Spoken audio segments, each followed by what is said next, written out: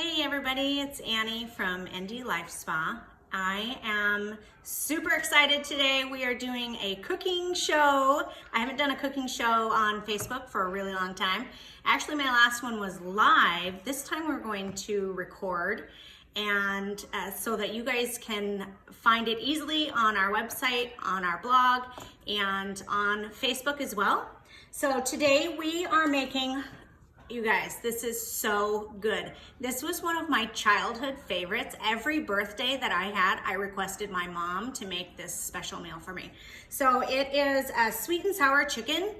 It's not the same kind of sweet and sour chicken that you're thinking, not at any of the Chinese restaurants. This is kind of a little bit different version.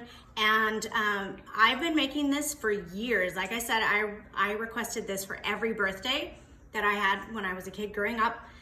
But I have edited the recipe to make it a healthier option. So the original recipe has like flour, white sugar, all those things that we're not gonna be adding. We're gonna make it taste just as delicious with some healthier options, okay? So we have our chicken here, and we're going to be salt and peppering, browning the chicken in some butter. We're gonna brown some rice, and we're gonna make the sweet and sour sauce, okay? All right, let's get started. Okay, we're going to start by liberally seasoning our chicken with just salt and pepper. So I took chicken thighs. I decided to keep the skin on them as well as keep the bone in because it tends to make the meat juicier. So I opted for that version. However, you can make this with breasts, you can make it with skinless, boneless thighs, you could probably make it with drumsticks or whatever cut of the chicken you want to use. I just like the thighs the best. So we're gonna liberally season all of our thighs with salt and pepper. Oh, I did forget to say, my mom always used to wash. Whose mom used to wash chicken? My mom always washed or rinsed the meat, not washed with soap, just rinsed the meat with cold water and then patted it dry. Who else does this? I still do it. I don't know why I do it, but I do. No one can really ever give me a reason why. So we're gonna salt this side first. Like I said, salt and pepper, liberally seasoning it. Okay, so we seasoned our chicken really nice with the salt and pepper, just salt and pepper, remember. Okay, and then we're going to add a stick of butter to a hot pan. So the stick of butter to the hot pan, we're gonna add 1 cup of brown rice, okay? 1 cup of brown rice. So we got this rice browning in a stick of butter. 1 cup of rice, stick of butter. You want to stir it pretty frequently. Now I already browned some chicken in this pan earlier for my employees. They're gonna love this, guys. This is gonna be so exciting for me to deliver it to them tonight. They have no idea what I've got planned for them. So it's looking a little bit more brown than what it's going to look like if you had a fresh, clean pan. So look at my long wooden spoon. I got this from an auction. It's like a Norwegian paddle. Okay. Anyone else's parents feed them with wooden spoons? My mom would have loved this one. Okay. So while that's browning, we're gonna get the chicken. Oh, look at that, nice and hot sizzling. Also, in just some butter, you're gonna turn it upside down. So salt and pepper side down. Ooh, that's a nice sound. That's the sound you wanna hear.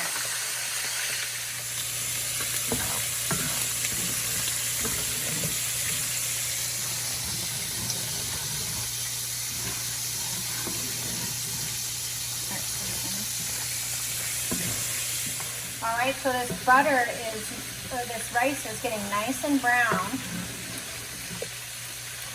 I'll tell you when it's ready. You want the rice to be a nice golden color.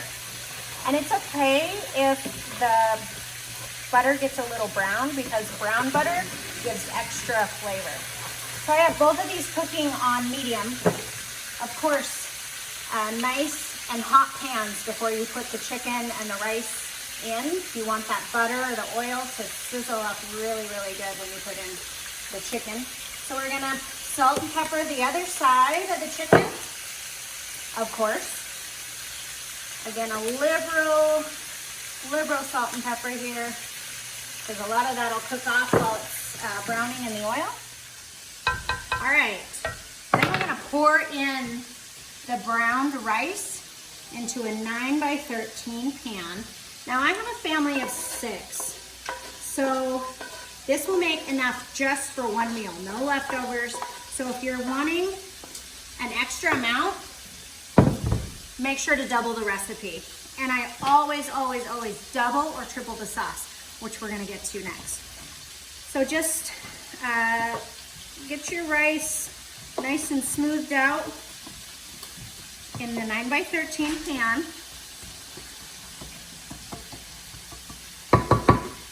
And then we're gonna add some bone broth, which I like the Kettle and Fire brand, which I get from the Bisman Food Co-op. I'm not sure where else has it in Bismarck, but this is the brand I like. So we're going to do, if we do 1 cup of rice, we're gonna do 3 cups of the bone broth. You can also do just regular chicken broth. I like this one because it's extra nice and flavorful. This one is actually a mushroom chicken, which I like mushrooms. Some people do not. So if you're looking at just adding bone broth for ease, a regular chicken would do well as well. All right, so then to the browned rice, we're going to add 3 cups of the chicken broth. We just pour it straight into the pan. 3 cups exactly. Give it a little stir. You want your rice to be able to soak up all that nice chicken broth liquid, okay? All right.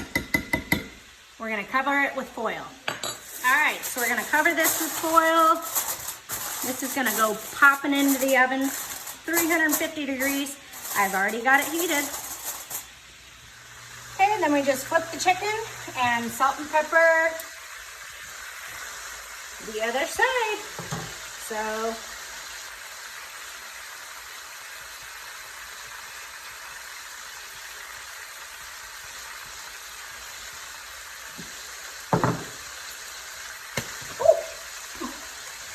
me. How's that for a blooper? All right, let me just nice and flip. You want that nice golden color, almost like a crispy crust with that skin. Okay. Looks good. I cannot wait for my employees to get this tonight. They're gonna love it. I just can't wait.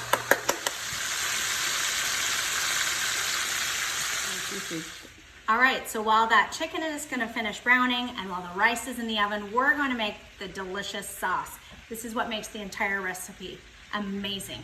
All right, so I adapted it, like I said, to a healthier option, a healthier version of my childhood favorite recipe.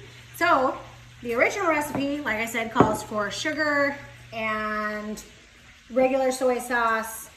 We're going to use liquid aminos, Bragg's liquid aminos, and honey, local honey from a Bismarck honey company.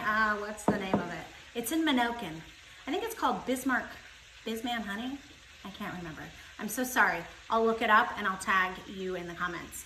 All right, so we are going to start with a cup of honey. Look how delicious this honey is, you guys. I get honey delivered from them every year. Look at that. That is amazing.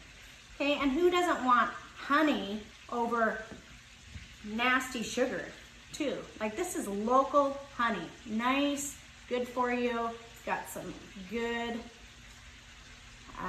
elements to it, being local. I know lots of people who benefit from allergy season. eating local honey, right? All right, we're gonna pour that honey in the pan. And remember, double it up because this sauce is gonna go quick. It is delicious. Okay. Then we are going to do a half a cup of vinegar. So the original recipe calls for white vinegar, just plain white vinegar. I found rice vinegar to be my favorite kind. This one is a sweet and tangy flavor. I got this from the Asian market here in Bismarck, as well as just a regular rice vinegar. So I try and do half and half. That's what I like. So we're gonna do half, or a quarter cup, I mean, of each one. I eyeball it. I'm not one of those at-home cooks who measures everything out. I apologize. I really wasn't gonna measure the honey, but thought I might do it for you. Okay, then we are going to add 3 tablespoons of the soy sauce, which is we're going to use the Bragg's liquid aminos. Okay, I'm eyeballing it here. There we go. And then 3 tablespoons of water. All right, so we're gonna add in 3 tablespoons of Bragg's liquid aminos. 1, 2, 3. Okay, 3 tablespoons of water. 1, 2, and 3. And we're gonna let this dissolve on low on the stove until all the honey's dissolved. Okay. All right, so all of our chicken is nice and brown, so we're just gonna remove it and put it on a platter.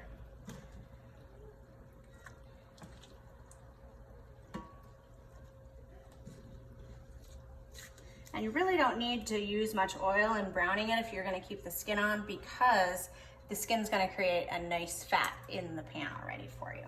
All right, so next we're just going to add the chicken to a 9x13 pan. Just stack it up nicely, just like this.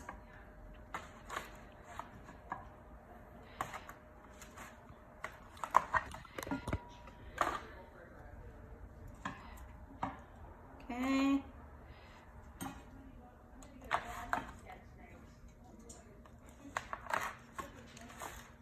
And if you don't have enough room, you can just add a few pieces in the middle, all right?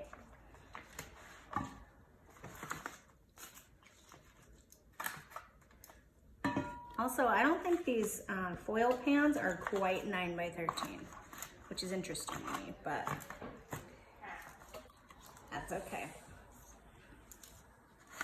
Okay, look at all that yummy juice, chicken juice.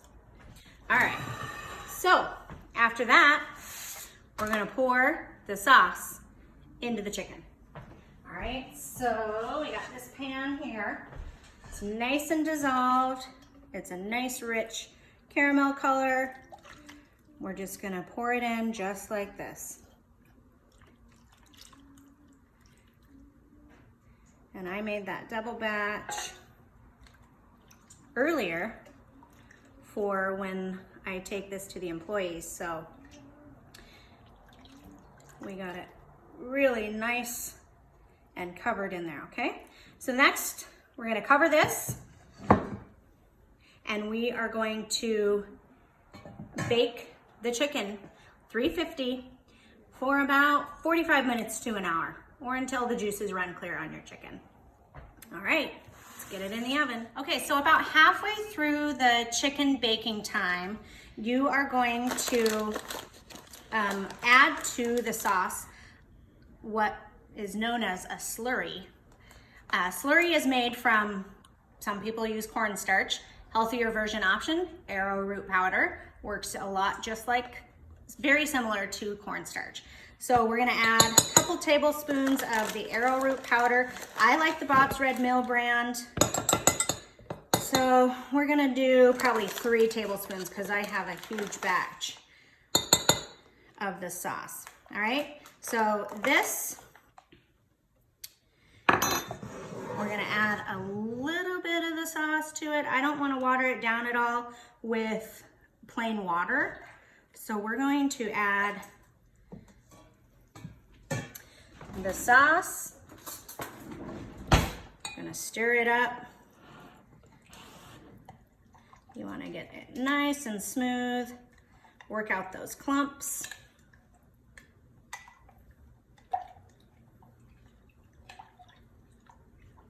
And halfway through, we're just gonna add it to our chicken, and it's gonna thicken up while it cooks. All right, and now we have a finished product. It's going to look amazing. It smells amazing.